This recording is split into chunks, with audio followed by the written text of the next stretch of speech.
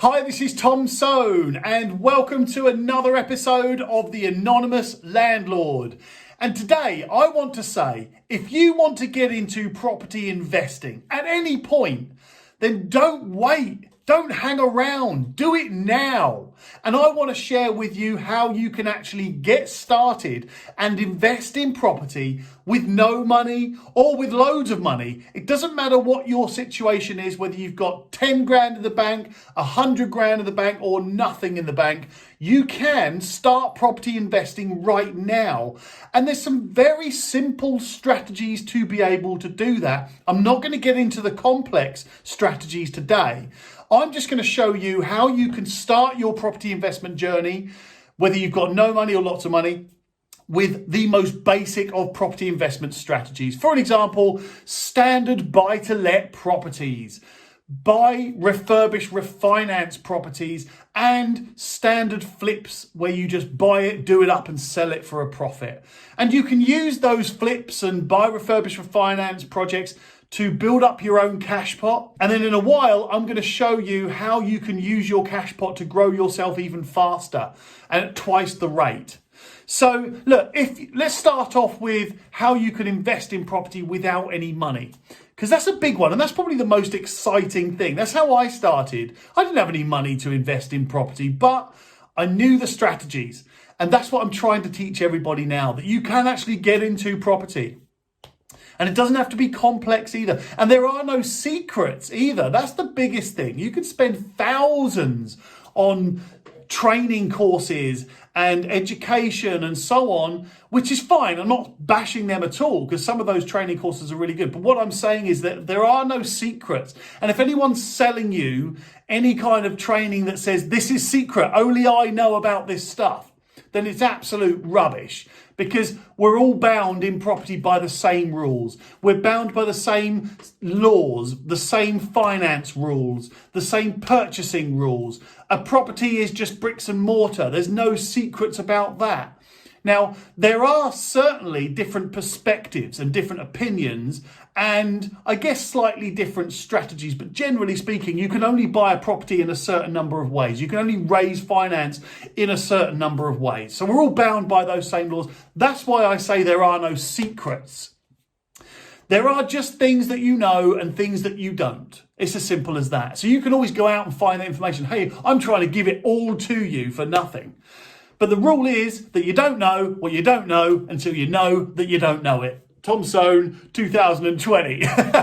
But look, so if you've got no money and you want to invest in property, then I say to you, start right now, because this is a great time to buy property and invest your money in property, or invest in property with no money. So if we're going to start off by using very simple property investment strategies to build up your cash, build up your income, build up your cash pot so that you can invest and grow faster and faster and faster. It's like a snowball. Once you start investing, get a little bit of cash, invest in 2, get a little bit of cash, invest in 4, get a little bit more cash, and so on and so on. It's like a snowball, just keeps going and going and going. And then eventually I'm going to try and make it so that you don't have to be pushing that snowball. It just rolls down the hill itself.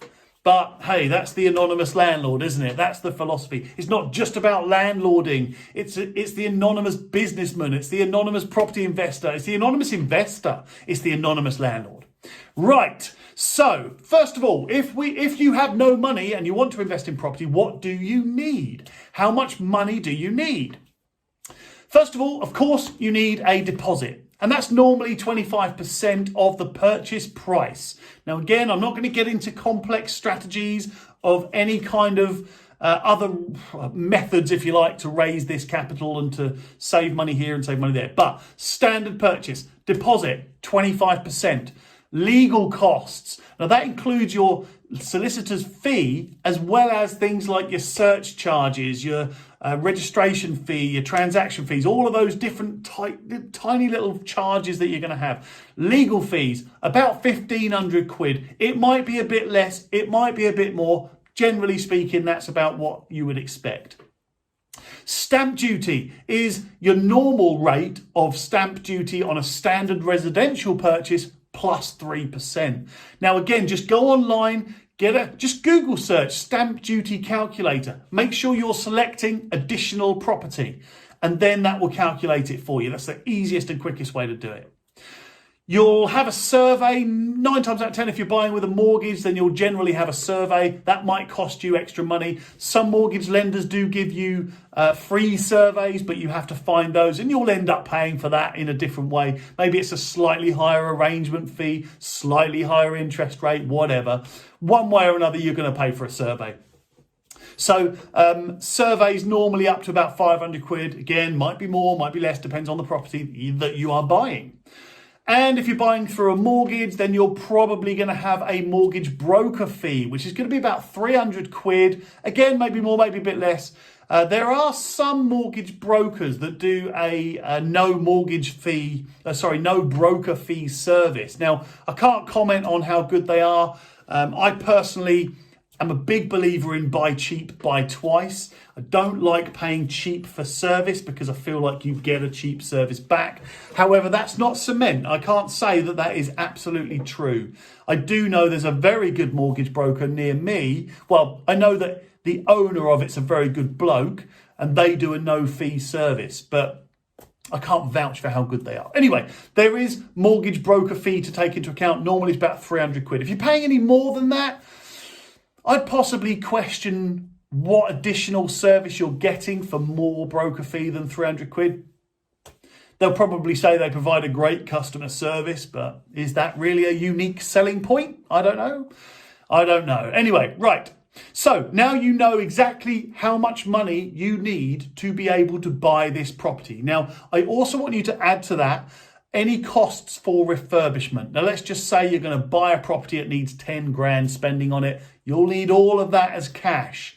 And I would probably allow 10% for contingency. I always add 10% to the cost of refurb or the refurbishment estimate to allow for anything going horribly wrong. I don't know, when they pull off wallpaper and then a load of plasterboard falls down, or they find a leak in the roof because it hasn't rained for a long time, so we don't know, or any things like that that you don't know about, you would never know, that just go wrong.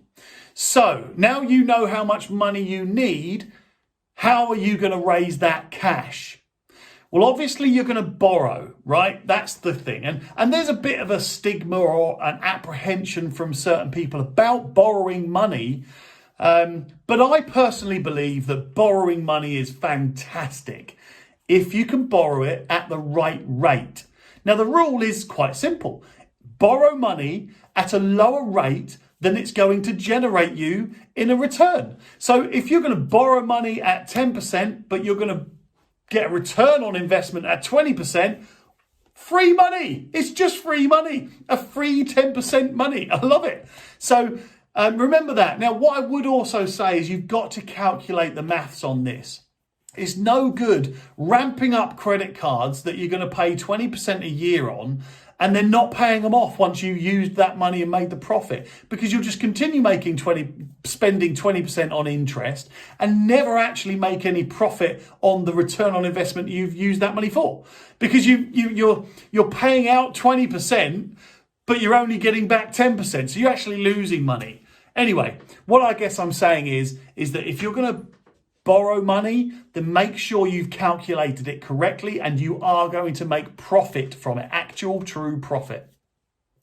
Now, so you're obviously borrowing money, right? So you're going to need to go and find places and people that you can borrow money from. And I'm going to give you some examples of people and places and where they are and how you can get them interested in what you're doing, right? So first of all, though, you need an example of a property that you're going to invest in, or a property that you found that is a really good investment. Because if you go to an investor and you say, hey, I want to borrow some money to buy some property and get into property investment, that investor's going to say, okay, me too. Great. I don't know what to do with that. But if you go to that person and say, hey, I've got this property that I want to buy, and it's a great investment. This is how much money we're going to get back. you're showing them something real, you're giving them something they wouldn't normally have access to, and profit that they wouldn't normally have access to, and it gives that investment vehicle, that investment person, that investment party, something to actually sink their teeth into and get excited about. So you need to make yourself an example property. Now, you can actually just create an example of a property that you would invest their money in. Now, I'm going to give you all the places and people and all of the different ways to get investors on board with you, but this is the first step. Now, you've got one of two ways to do this. Number one is you can create it and just make an example of a type of property or a property and make it as real as you can. A property that you're going to invest in with somebody else's money, and write it out as an analysis and a report to show purchase price, costs, refurbishment. This is the schedule of work, and then it's going to be worth this amount of money. So if you're going to buy something for 100,000, you're going to spend a total of say 10 grand in fees and tax and refurbishments, 110,000, but you're going to sell it again for 150. Say to that investor, so for this property, I would need to borrow 110,000 from you, and then in return, I will pay you £11,000 on top, so that's 121,000, and then I'll take the profit, you'll take your profit, and so on and so on. Make it into a thing that they can see and they know and they can understand. They call that deal packaging. You're packaging a property up into a deal. And you deal package for joint ventures, you deal package for investors, whether you're buying that property yourself with somebody else's money, or you're giving a packaged property deal to somebody for them to buy, and you just get paid a sourcing fee or an intro fee. Anyway, so you package up a deal and you say, hey, this is the property that I'm looking to invest in. I need to borrow this amount of money and you will get this much money back. Your guarantees are that you will have first charge on the property, like any mortgage lender. You will have a charge on the property, right? Now, this is if you're borrowing the whole amount of money, of course. You'll have a charge on the property. Or you will have this as a loan. This will be a loan to me personally, and I'm buying the property. Anyway, what we're doing is we're saying to the investor, this is what I'm investing in, this is what I need from you, and this is what you're going to get back, right? So that was number one, you create that. Number two is go and find an actual property. Take them to the property and let them see it and feel it and understand what you're looking to do. And then you can say, so this is what I want your money for, and I'm going to give you a return on this investment. Now, don't take anybody to a property until you've signed some sort of NDA or contract to say that they won't buy this property, right? Trust me on that one. Right, so, and something for you to remember. Investors of any type, it doesn't matter whether it's a bank, a mortgage lender, a loan specialist, a person, a friend, member of your family, all they want, any investor, all they want is secure return on investment and minimal risk, right? That's what investors want in a nutshell. So if you can tick those two boxes, secure return on investment and minimal risk, then you will get their trust. Now, where do you get these investors and these people that will have loads of money to lend to you? Well, first of all, go and speak to estate agents. Estate agents have all clients, people that buy properties for them for investment. Estate agents will have access to that. Now, of course, if you're asking the estate agent to help you, then they will need to be incentivized for that. You can't just say to the estate agent, hey, Mr. and Mrs. Estate Agent, could you go and find me some investors so that I can make profit, they can make profit, and you don't get anything? That's just not a good way to do business. Everybody has to be happy in any sort of business arrangement, right? So speak to estate agents. Just ask the question, hey, I've got a property that I'm looking to invest in, and I'm looking for investors to raise the capital so that we can all benefit from it. I'm happy to pay for your time. I'm happy to pay an introducer's fee to you, Mr. and Mrs. Estate Agent, if you can help me out. So your estate agent will have clients, buyers, sellers, developers, investors that they could speak to and say, hey, Tom's got a property investment and he's looking to raise capital and he's looking to do a joint venture. Would you be interested in speaking to him? Yes or no? It's a simple question. Now, you'll have to play the numbers, right? Because you're not going to speak to one agent who's going to speak to one investor and that's one deal done. No, it might be a lot more than that. I generally tend to work on an 80-20 rule for a lot of these types of things. Meaning, if I speak to 10 people, then I might make, or if I ask 10 people, 8 of them might have the conversation with me and 2 of them might say, yeah, I'm interested in that, I'm in. So 80-20 generally, I mean, it's totally made up rule, but it generally tends to work with a lot of things. But also speak to letting agents, because landlords are investors. And a lot of the time you get landlords that maybe have a bit of money because, look, let's think about it. A landlord is no different to anybody else other than they've just been smart with their money and put it into property, right? That's what a landlord is. So speak to letting agents and find out if any of their landlords are interested in joint ventures or investing in property or whatever, because you've got this property and you really want to raise the capital and make everyone some money and it's great, right? But you're not going to speak to one letting agent and get one deal. You have to speak to them all, and they don't even have to be in your area. I'll leave that one with you.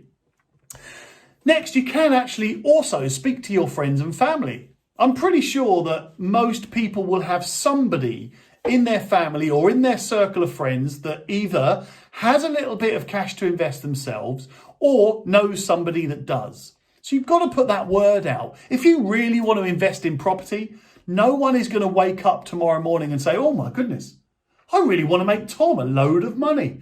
No one's going to do that except you. So you have to say, right, I'm going to go and find these people. And you can do that. You can do it just by asking the question, what's the worst case scenario? Nah, I'm not interested, thanks. Okay, next. Nah, I'm not interested, thanks. Okay, thanks, next. Nah, I'm not interested, thanks. All right, no problem. Glad we talked. Next. Yeah, I'm interested. You never know. Worst case scenario is that they say no. You're not gonna stop breathing. You're not gonna lose anything. You're just asking the question. Now, there is a benefit to this, right? The more people you speak to, the more chance that later down the line, they might say, hey, a year or 2 ago, you asked me if I wanted to invest in property. Well, are you still doing that? Because I'm interested. I'd like to, make a bit of money. Oh, you never know. But if you don't go and speak to these people, you will never get a yes. If you don't ask a question, you will never get an answer. I promise you. Because no one, like I say, no one is sitting there thinking, oh, I really, really, really want to go and make Tom some money today. Nah, just not happening. Except you. Right. Next. What I'm getting at here is networking, right? You need to go to property events. You need to go to networking meetings. You need to basically ask people for introductions to other people. Everybody will eventually know the person that you need to speak to.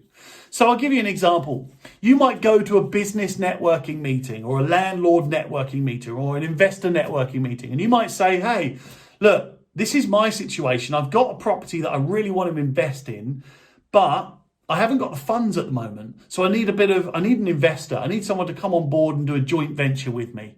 So there you go. Easy as that.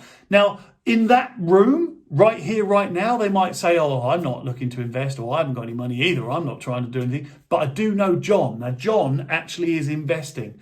And so maybe I could link the two of you up. Yeah, great. Hey, thanks very much, Brenda.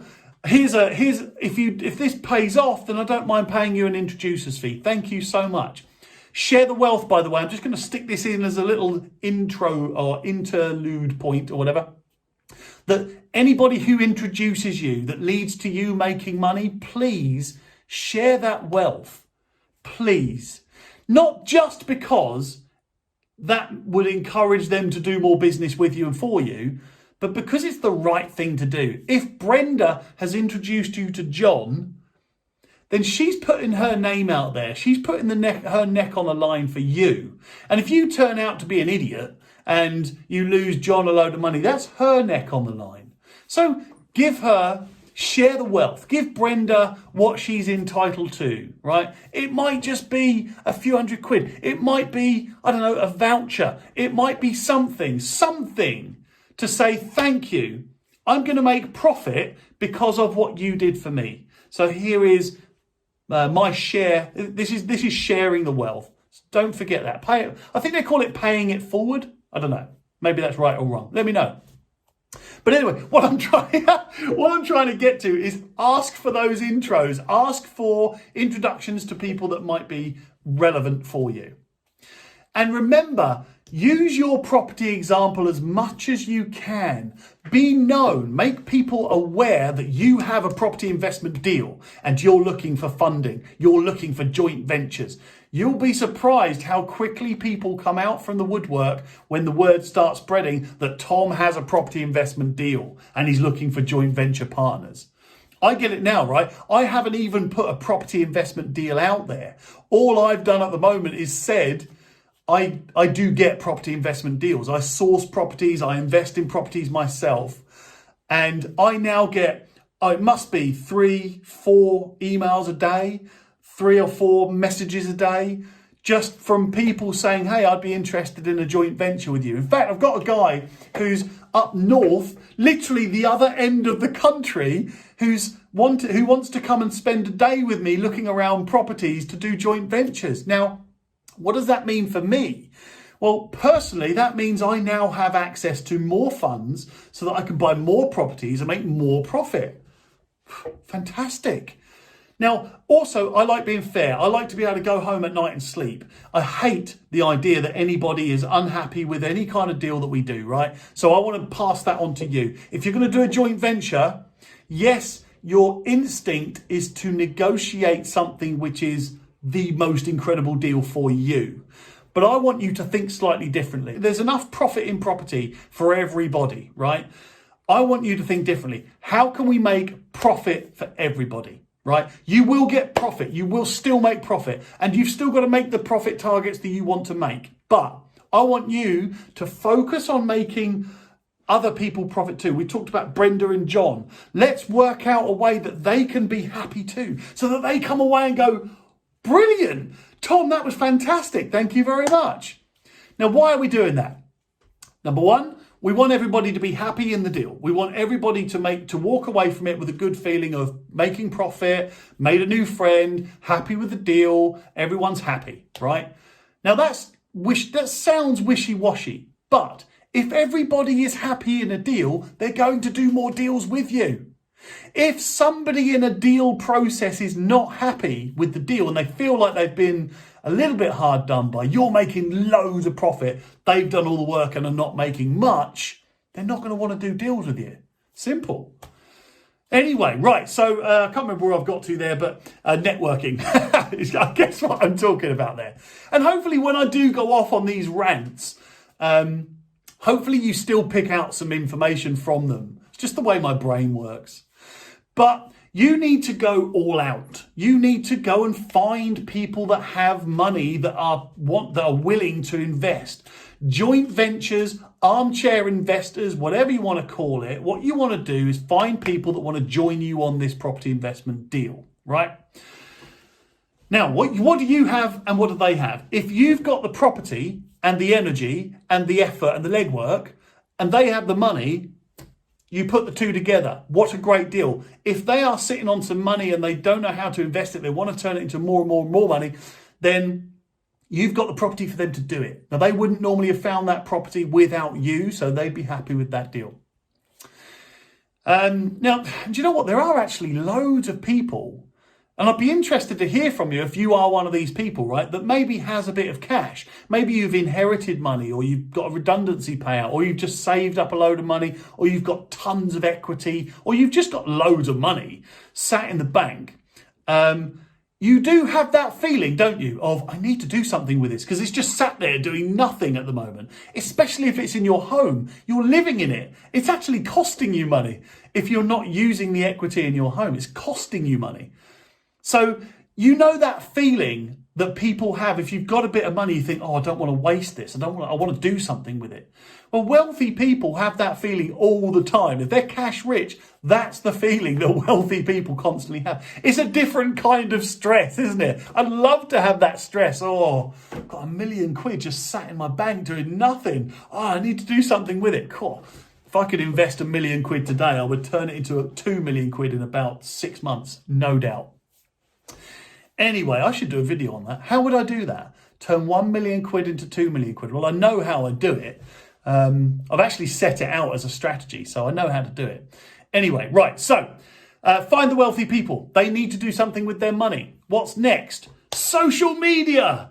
I'm all over it. So, but look at all the social media groups that are for property investors, joint ventures, deal packages, landlords, anybody in property. There's loads of Facebook groups. There's loads of LinkedIn profiles of people that say, I'm a property investor, I'm an investor, all of those sorts of things. Now, either they will invest in your property deal or they will know someone that will be interested. Network. Networking nowadays is not just about going and sitting in a room with other people and network physically and verbally. It's about social media networking too. Get yourself out there. Join the groups, comment on people, speak to people, message people, say, hey, look at this property I've got. I'm looking for a joint venture partner because I don't have enough funds for it. And be honest, by the way, oh my goodness me, be honest. Don't ever try and blag or bullshit anybody when it comes to money or property, please. Do you know what? I see so many property investors, developers, landlords that get into an absolute mess because they've just lied. I see people that take it, do you know what? A prime example, right? There's a developer landlord who had something like 40 properties, and his business partner took out mortgages on all of those properties and didn't tell the client or my client all of those mortgages were taken out. And, you know, that's going through a legal process right now, but just lying, cheating, stealing, that sort of thing. I know that's a bit extreme, but don't do it. Just be open and honest about everything. There's enough profit for everybody. And if you pull the wool over people's eyes, what? You might make an extra £1,000. You might make an extra 2. But really, what are you gaining and what are you losing? So be honest, be open, all times. If you never lie, then you never get caught. There you go. Right. So now you've got the investor, right? So now you need to actually go and get a property. If you didn't have a property in the first place, now you need to go and get one. Now, I'm not going to go massively into this. I'm just going to give you a couple of tips.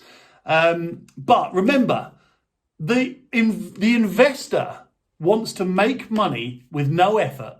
And remember from earlier on, they want a secure return on investment with minimal risk. That's what investing is. Secure return on investment, minimal risk, right?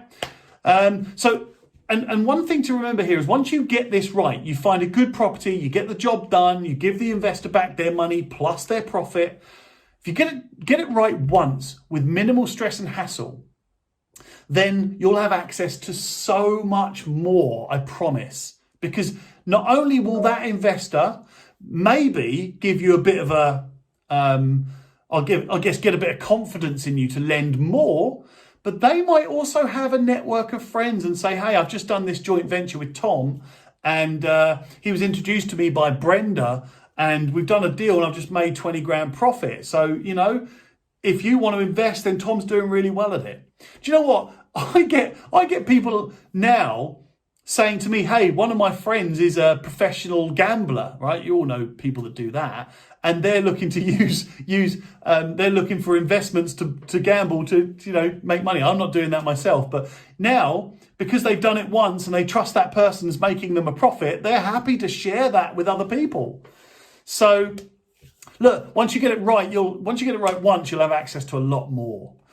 But remember, job number one, right? And this is maybe going a little bit controversial, perhaps, I don't know. But in your first property joint venture, your focus needs to be on making profit for the investor, right? If the investor makes profit, that's when you open yourself up to a whole world of property investing. If the investor doesn't make profit, you're less likely to succeed.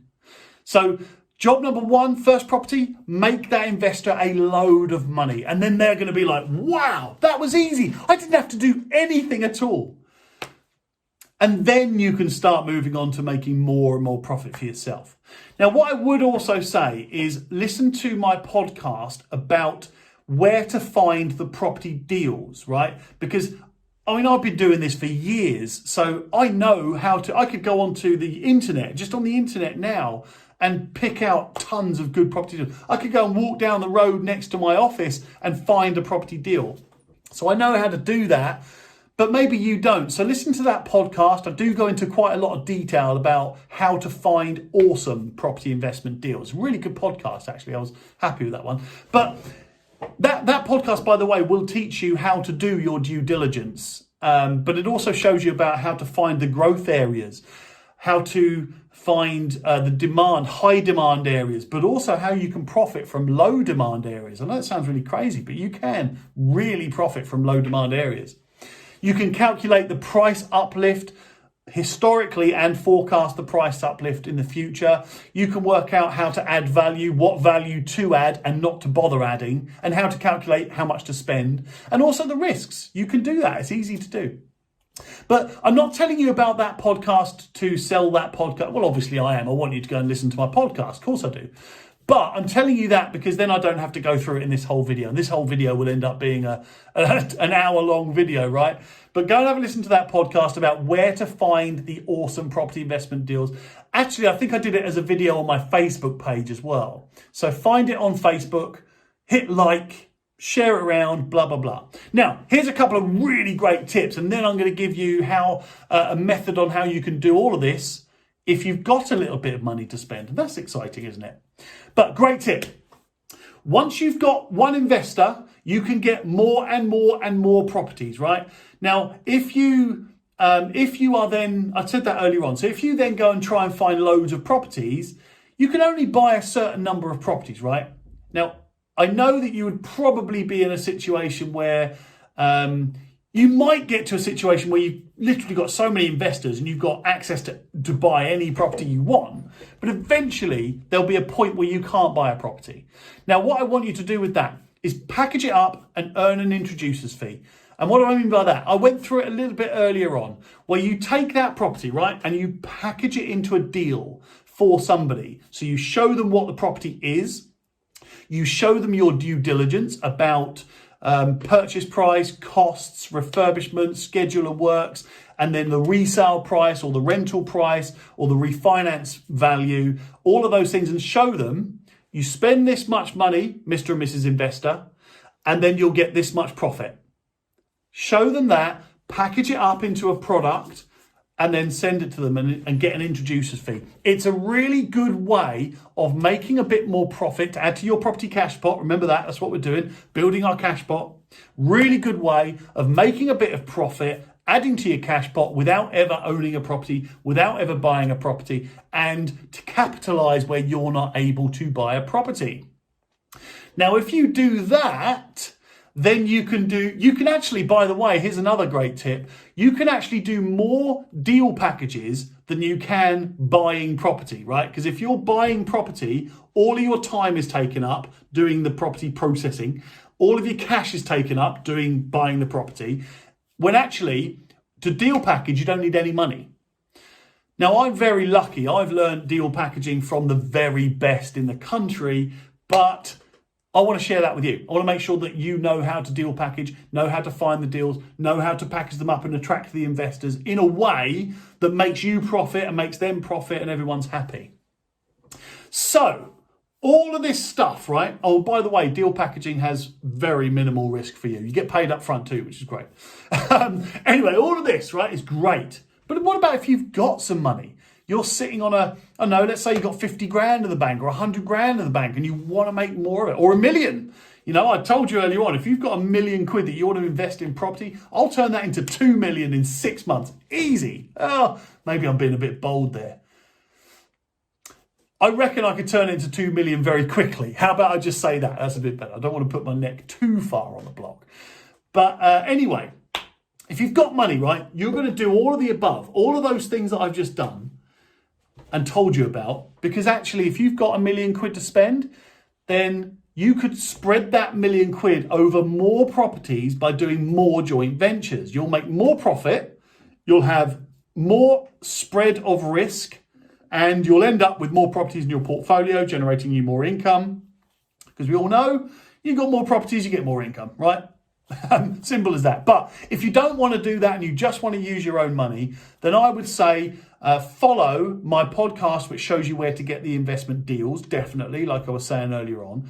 And make sure that you're using finance. Look, if you're totally uncomfortable with raising finance to buy properties, if you've got £1 million, then you might well be able to buy, I don't know, in my area, you'll be able to buy about, about 6 or 7 properties, right? With £1 million, half decent buy-to-lets. In other areas, it'll be 20, in other areas, it'll be 30.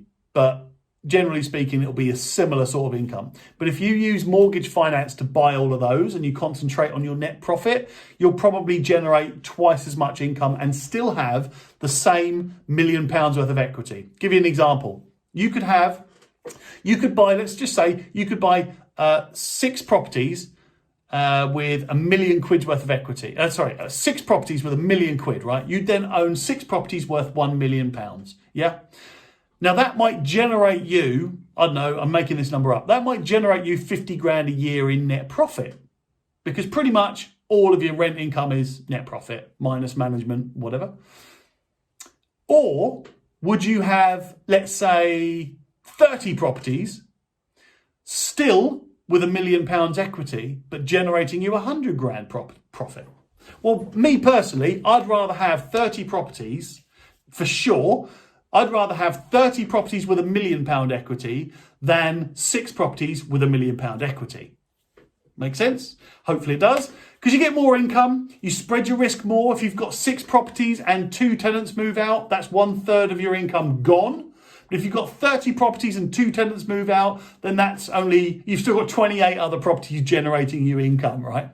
So spreads risk, minimizes that risk, increases your income, and you've still got the same equity. So I like using finance, but some people don't. Some people are just uncomfortable. Some people would rather have 50 grand a year coming in than 100,000 a year coming in, so that they don't have to have a mortgage. And that's fine. Everyone's each to their own, right? But I will tell you this, the top investors in the entire country use finance. So I'll leave that note with you. But either way, if you can make profit for everyone, then why use your own money? If you can make profit for everyone using other people's money, like banks and lenders and mortgage lenders and investors and joint ventures and all that, then why use your own money? Or at least, why use all of your own money? Everybody just wants to make a bit of profit without putting in any effort, right? And that's where you will capitalize. If you can make profit for other people and for yourself, and your selling point is, hey, I'm going to make you 20 grand profit, Mr. and Mrs. Investor, and you don't have to lift a finger. I'll do all the work. Well, yeah, okay. I mean, would you, if I said to you, if you had 100 grand just sitting in your bank right now, and I said to you, hi, Mr. and Mrs. Investor, if you use that 100 grand, I will give you £20,000 profit in 6 months, and you won't have to do a thing. I'll do it all for you, and you just get 20 grand in 6 months. Plus your original 100 grand, of course. You'd take that, right? I'd take that. I would take that. And I want to get to the level where I've got so much bloody money coming in that it's coming in here and it's returning me, I don't know, 15% return on my investments, 15% yield coming into me, right? And then I'm putting it straight out to other property people, sourcing agents and joint venture partners. I'm just throwing it all out. It's coming in here at 15% profit, and I'm throwing it back out there to make another 15% profit. And then it's coming back in with another 15% profit, and then I'm putting it back out again for another 15% profit. I'm just compounding. And that's how you make loads of money in property. Whew! Well, that was good. So look, that is one way to make property. Oh, it's a load of ways to make property without actually having any money, or with having money. I've probably given a bit more than I should there, but I like sharing this stuff around because I do believe that if you're going to be the best version of yourself at one thing, and that might be property investing, then you need to be the best version of yourself at everything. You need to be the best version of you. So I'm going to leave you with that, and I'm going to say,